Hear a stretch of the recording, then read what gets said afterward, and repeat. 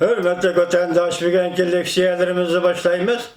Leksiyede Sadakaca Roza, Washington'da sözleyimiz. Bugünkü 2019 yıl 11. ayının 22. günü haftaki cuma. Vaziyet bunda.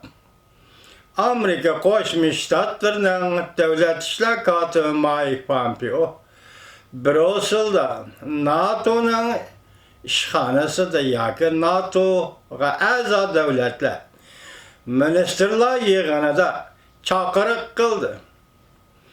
Çünkü tehdidiga takabül duruş NATO'ya a'zo devletler birlikte ortak tirişçilik görüşüp çünkü tehdidiga takabül duruşumuz gerektir.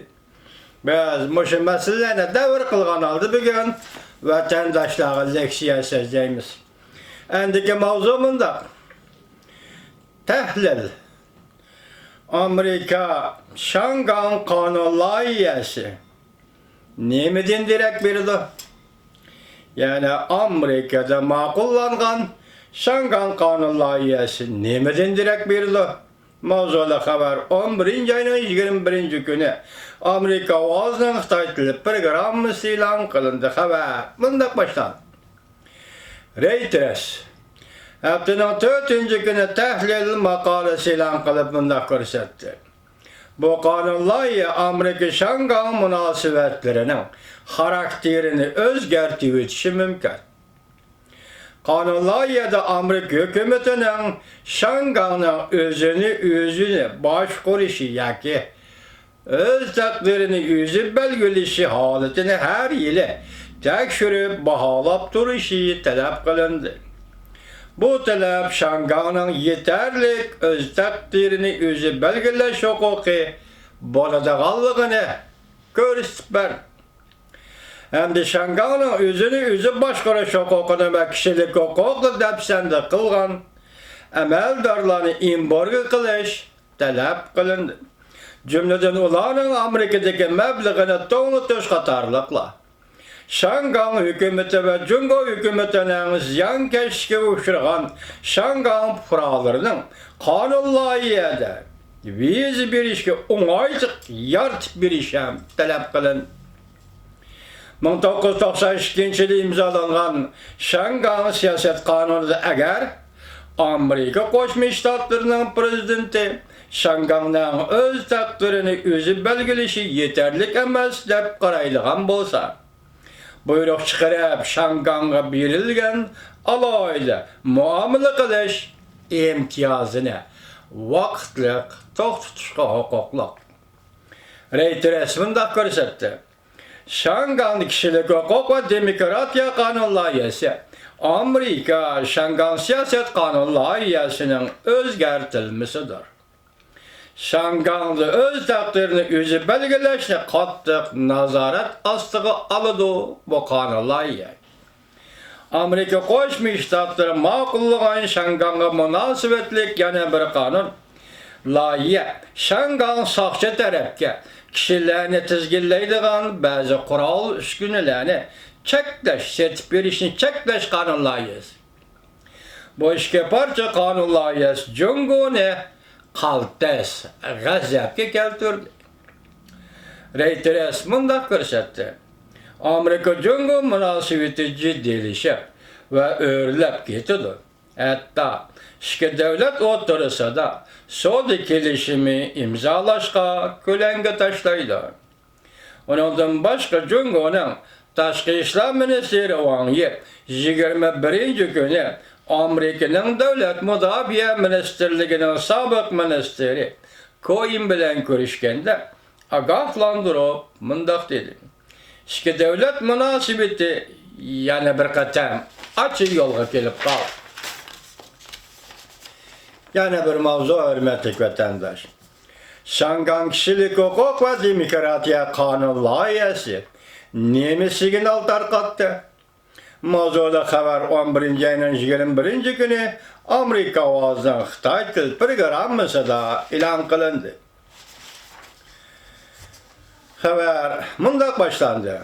Kanun layihede mundaq belgelendi. Amerika'nın Şangang'da turuşluq konsulxanası erketçen bir tizimlikde davamlaştırışı. Tizimlik Şangang Memeri Rayın hükümeti yakı Cumhuriyet Halk Cumhuriyeti hükümeti siyasi muddaalarga asaslanıp ayıplagan nazarband qilingan cinayet bekitip delo turg'izilgan Şangang fuqarolarini tizimlashni o'z ichiga oladi.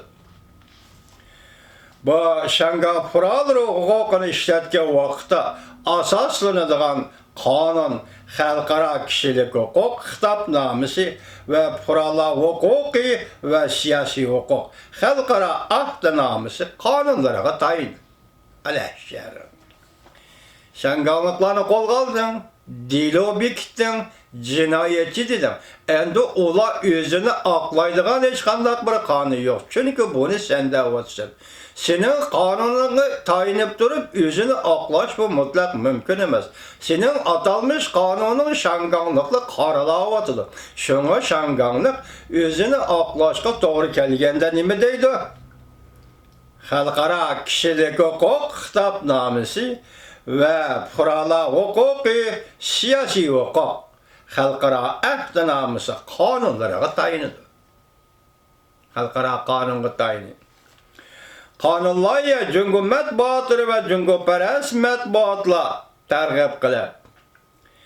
Nima? Jungo qonunlarga Jungo matbuotlari va Jungoparast matbuotlarga berib ketildi. Masalan, qonunlarga mundaq belgilandi. Amerika Jungo'ning sürkilişi matbuotlar, kechiringlar. Amerika Jungo'ning tizginlashidagi matbuotlar guruhini ayblaydi.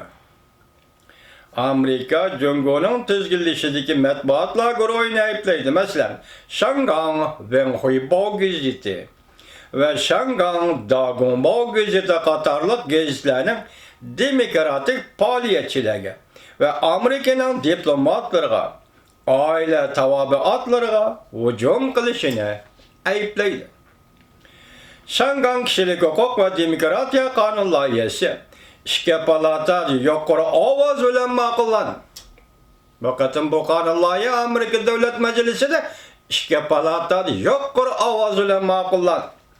İki partiya bu meselede bir dakikni ifodaladi. Amerikada Cumhuriyetçiler Partisi ve Demokratlar Partisi iki partiya bu meselede bir dakikni ifodaladi.